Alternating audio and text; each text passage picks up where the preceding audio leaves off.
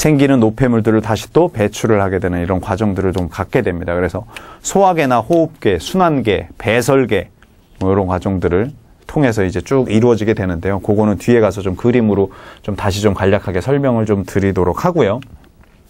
어쨌든 세포와 조직들이 이렇게 구성이 되어 있고 이렇게 나눠지게 된다. 그래서 과연 우리 몸의 소화계, 예를 들어서 위를 이루는 상피세포는 무엇이냐? 위를 이루는 상피세포는 어떤 것으로 되어 있냐? 단답적으로 물어보게 되면 이렇게 물어보는 거죠. 선모가 발달한 상피세포가 선모로 이루어져 있는 것들은 어떠한 기관이냐? 뭐 이런 것들을 물어볼 수가 있다라는 겁니다. 그런 것들을 좀 기억을 하셔야 되는 거고요. 그래서 세포와 조직 부분들에서는 그렇게 다루게 된다. 우리 몸의 세포들, 조직들, 세포가 하는 일들, 어떤 것들, 그런 것들을 다루게 된다는 거죠. 중요한 뭐라고요? 세포와 조직에서도 구조가 어떻게 돼 있냐, 기능이 뭐냐, 이런 것들을 학습을 하게 된다라는 겁니다. 그래서 꼭 기억을 하셔야 되는 부분들. 그 다음에 이제 본격적으로 저희가 계통에 대해서 학습을 하게 됩니다. 네, 이쪽에다 좀 적어 볼게요. 계통에 대한 학습을 진행을 하게 되죠. 그래서 실제적으로 근육계 또는 골격계 또는 관절계 이렇게 이루어지게 해서 학습을 하게 되죠. 그래서 기본적으로 이런 것들을 우리가 소위 뭐 근골격계, 여기서 이야기하는 이 계가 바로 이 시스템입니다. 세포와 조직과 기관과 계통이라는 과정으로 이제 묶이게 되는데, 그 계통 중에 근육계, 골격계, 관절계 합해서 우리가 근골격계라고 표현을 하게 된다는 거, 그런 것들을 좀 기억을 해 주시고요. 그 다음에 밑에다가 좀 적어 볼게요. 그러면 우리가 소화계에 대해서 학습을 하게 되고, 그 다음에 소화계는 어떻게 이루어지죠? 어디부터 시작을 하는 건가요? 소화계는 위부터 시작을 하나요? 네, 아니죠. 입부터 시작을 하는 거죠. 구강이라고. 입부터 시작을 해서 우리가 음식물을 섭취를 하게 되면, 네, 저 카메라로 봤을 때 저를 찍어보면 우리가 기관, 폐로 넘어가는 후두를 통해서 이제 기관지, 세기관지 쭉 해가지고 폐포로 넘어가는, 폐로 넘어가는 부분들이 앞쪽에 있죠, 기관이. 그 다음에 그 뒤에 식도라는 게 있습니다. 그래서 구강으로 시작을 해서 식도를 통해서 위로 연결이 되게 되죠. 그 다음에 소장, 대장으로 이루어지게 되는 거죠. 소장은 물론 제가 신용어에 대해서는 우리가 12지장, 공장, 회장을 소장이라고 이야기를 하죠. 그 다음에 그 이후의 부분들을 대장이라고 이야기를 하는데, 또 하나 신용어에 대한 부분들에서 좀 고민하신 부분들이 있는데요. 그건 제가 다 또 이야기를 드립니다. 우리 12지장을 샘창자라고 이야기를 하죠. 그거는 단원에 들어가서 제가 신용어에 대해서는 다시 좀 이야기를 드리고요. 여러분들은 거의 대부분 다 아마 구용어에 조금 더 익숙하시거나 또는 듀오데넘이라는 원어에 익숙하실지 모르겠습니다. 이렇게 구성이 되어 있고, 어쨌든 저희가 공무원 시험에서는 혼용을 해서 같이 출제가 되기 때문에, 예를 들어서 신용어가 나왔다 그러면 가로 열고 이제 원어에 대해서도 명시를 해주고 있기 때문에, 또는 신용어에서 나와서 가로 열고 구용어에 대해서도 좀 명시를 해주기 때문에 용어 자체에 대해서 크게 어려움을 느끼시진 않으셔도 될 것 같아요. 그런 부분들은. 아무튼 이렇게 이루어지게 되는 거죠. 또 구강과 식도가 연결되는, 우리가 인두를 통해서 코와 입이 쭉 만나게 되는 그런 과정을 통해서 식도로 넘어가게 되고 위, 소장, 대장으로 가게 되는 거죠. 이렇게 이루어져 있는 거고요. 또 구별될 게 저희가 순환계입니다. 순환계는 어디부터 시작을 해요? 소화계는 구강, 입부터 시작을 한다고 했어요. 입은 소화기관입니다. 왜? 이빨, 저작이라는 기능을 수행을 하게 되잖아요. 물론 우리가 입을 통해서 순환, 호흡을 할 수도 있습니다. 하지만 해부학적으로 봤을 때 우리가 아까 이야기 드렸죠. 이 기관이 모여서 동일한 수행을 하는 걸 개통이라고 이야기를 하는데, 그런 해부학적인 개념으로 봤을 때는 소화계에 입이 포함이 되는 거고요. 순환계엔 바로 코부터 시작이 됩니다. 그래서 안에 비강 쭉 탈아서 그다음에 후두를 통해서 우리가 기관으로 들어가게 되죠. 그다음에 기관지, 세기관지 똑똑똑똑 가서 결국은 태포라는 것으로 연결이 되게 되죠. 이 태포가 굉장히 중요하다. 왜 근육처럼 우리가 수축과 이완을 하지 않는지, 그게 우리 생명활동에 얼마나 중요한 기능으로 작용을 하고 있는지, 그런 것들도 학습을 할 거고요. 그래서 이렇게 이루어지게 된다. 제가 지금 해부학적인 것들을 쭉 이야기를 드리는 거예요. 그래서 여러분들이 이에 맞는 기능에 대해서 학습을 하신다라는 부분들을 다시 한번 조금 기억을 해 주시고요. 네.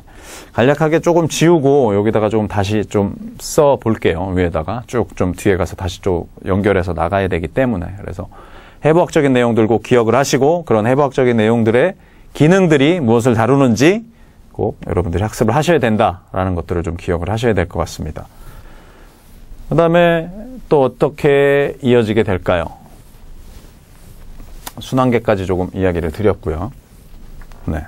여기도 지우고 다시 좀 쓰겠습니다. 네. 그 다음에 우리가 감각기관이라는 것들에 대해서도 학습을 하게 됩니다. 네.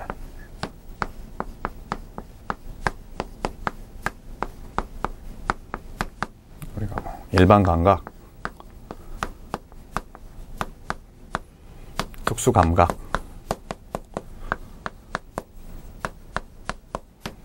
대표적인 게 우리가 피부죠.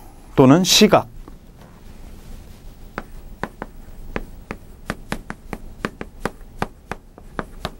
기타 구분을 짓는 거죠.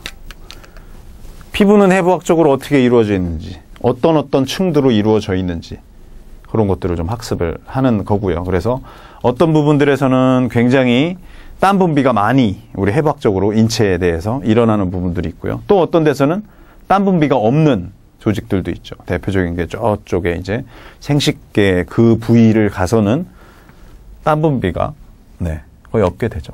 아무튼 그런 부분들에 대해서 학습을 할 내용이고요. 그네들이 예를 들어서 피부를 이루는 층들, 크게 이제 표피와 진피로 이야기를 나누게 되죠. 얘네들이 하는 기능들, 과연 표피는 어떤 것들이 발달해 있는지, 진피는 어떤 기능을 수행을 하는지, 이런 것들을 학습을 한다는 거 좀 기억을 하시고요. 시각도 마찬가지입니다. 우리가 눈은 어떻게 구성이 되어 있는지, 그네들이 하는 기능이 무엇인지, 청각 마찬가지, 기타 감각도 마찬가지고요. 그런 내용들을 좀 학습을 할 내용이고요. 또 하나의 시스템 계통에서는 대표적인 신경계통에 대해서 학습을 할 예정입니다. 신경계통은 여러분들이 아시겠지만 중추와 말초 신경으로 구분을 하게 되죠. 그래서 중추신경은 뇌, 척수라고 이야기를 하게 되죠. 말초는 뇌와 척수를 제외, 뇌와 척수에서 시작을 해서 쭉 나가게 되는 거죠. 대표적인 게 뇌신경, 척수에서 기원한 척수신경, 또 대표적인 자율신경, 교감, 부교감,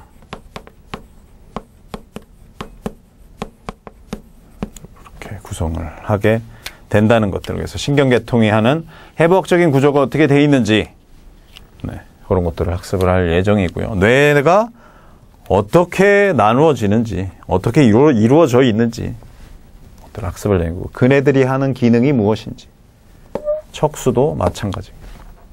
해부학적으로 우리가 뭐 요런 H 형태의 요런 것들을 그림이 잘 안 그려지네요.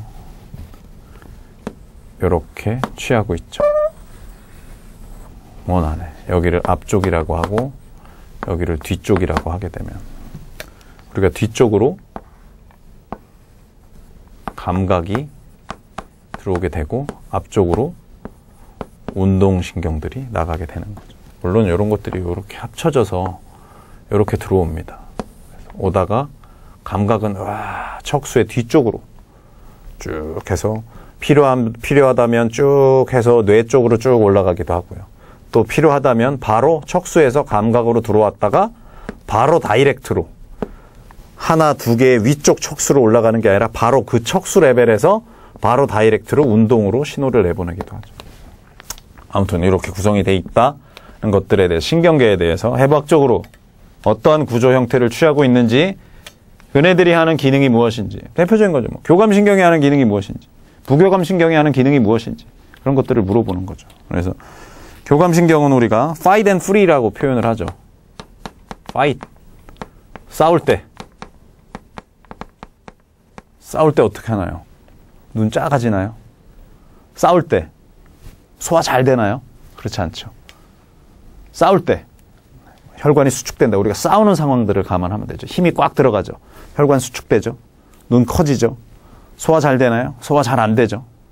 소화 그 액 분비가 억제가 되는 거죠. 뭐 그런 상황들을 통해서 쭉 이해를 하시면 돼요. 부교감은 이제 반대의 상황들이 이루어지게 된다는 거죠. 이렇게 신경계에 대해서도 저희들이 학습을 할 예정이고, 그 다음에 하나가 이제 호흡기계죠. 호흡기계.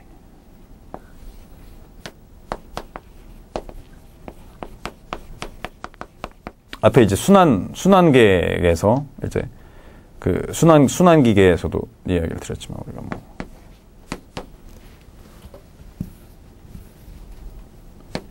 동맥, 정맥, 뭐 림프액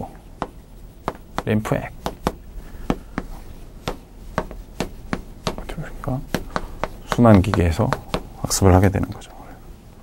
심장에서 폐에서 쭉 이루어지는 것들은 그런 것들을 좀 이야기를 드리고요. 호흡기계에서는 아까도 이야기 드렸지만 우리가 코를 통해서 쭉 들어가게 된다. 폐로 넘어가게 된다는 것, 그런 것들도 앞에서 좀 이야기를 드렸습니다. 그 다음에 하나가 이제 비뇨생식기계 부분들입니다. 비뇨기계, 배설계라고 보시면 돼요. 배설계, 콩팥, 신장이죠. 키드니, 이런 부분들을 좀 학습을 할 예정이고요. 그 다음에 신장 부분들, 그 다음에 우리가 생식기계, 남녀 어떻게 이루어지는지 그런 것들에 대해서 쭉 물어볼 예정입니다. 해부학적인 구조가 어떻게 돼 있는지, 남성 정소, 부정소, 정관을 타고 올라가서 그때는 정자들이 정소에서 만들어지죠. 그리고 부정소로 가서 저장을 하고 있다가 필요에 의해서 정관을 타고 쭉 출발을 하죠. 출발할 때부터 여러분들이 외부적으로 예를 들어서 그 정액이라는 우리 그 남성 생식기를 통해서 나오게 되는 정액이라는 게 정소에서 그 모양이 그대로 시작이 돼서 나오는 게 아니죠. 실제 정소에서는 정자만 만들어지는 거죠. 주로 대부분이 정자만 만들어져가지고 걔네들이 쭉 정관을 타고 시작을 해서 올라오죠. 올라오다가 실제적으로 여러분들이 외부적으로 보게 되는 그 정액 안에 실제적인 정자들은 5%조차 안 됩니다. 5%조차 안 돼요. 여러분 나머지 95% 이상이 대부분이 정액 성분으로 이루어지게 되는데 그 정액들이 정소에서 만들어진다는 건 아닌 거예요. 쭉 정자만 쭉 올라오다가 실제적으로 정랑이라든지 아니면 우리가 전립선이라든지 쿠퍼선 이런 데서 실제적으로 정액이라는 것들을 쭉 합쳐지게 되죠. 그래서 이 정자가 그런 정액과 만나면서 활동성도 커지게 되고 에너지도 받게 되고 물론 섭취를 하게 됩니다. 그러면서 쭉 이제 요도를 통해서 쭉 배출이 되는 거죠. 뭐 그런 상황들이 이루어진다는 거예요. 생식기계까지.